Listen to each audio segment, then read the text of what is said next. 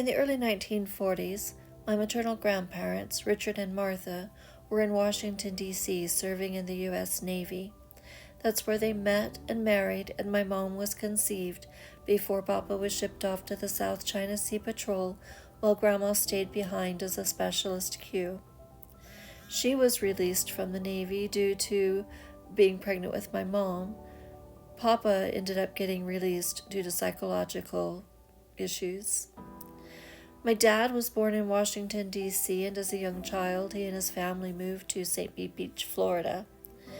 At 16, my dad joined the Civil Air Patrol, and then at 18, the United States Air Force, where he completed a 20-year career, followed by 21 years of civil service, all with jets.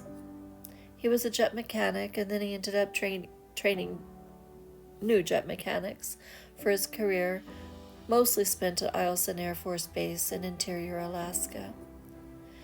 However, shortly after joining the Air Force, he was transferred to Bergstrom Air Force Base near Austin, Texas, where my grandparents had relocated with my mother. That's where my parents met, married, and I was conceived.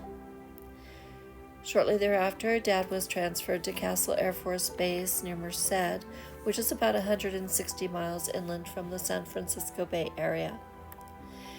It was the time of the Vietnam War, and my dad was sent to Thailand during those times, and so my mother and I relocated back to Austin to live with my grandparents.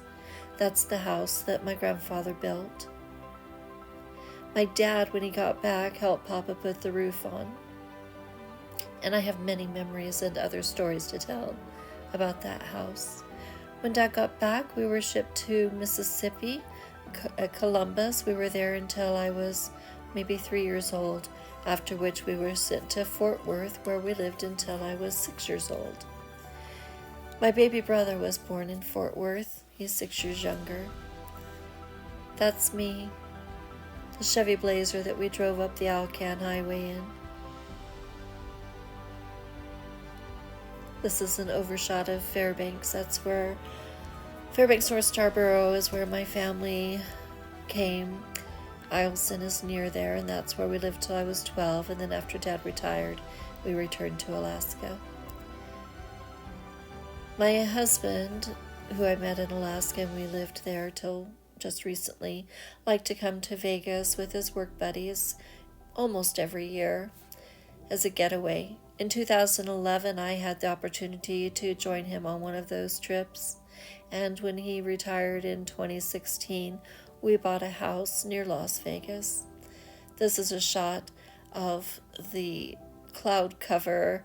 We had a wonderful storm on election day this year, and I just happened to be out voting and decided to take this scenic view behind these heavy mountains. Mount Charleston is there. You just can't see it. We have some spectacular mountain views, but on this day, it was all about the clouds.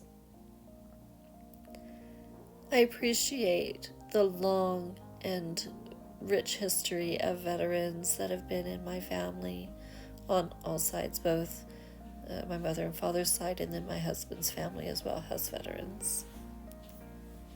I'm grateful for the service and for the freedom that I have enjoyed in my lifetime, and for the opportunities that I've had to help veterans through my dual careers as a healer and as a real estate agent. It's been my pleasure to have served so many veterans over the course of several decades.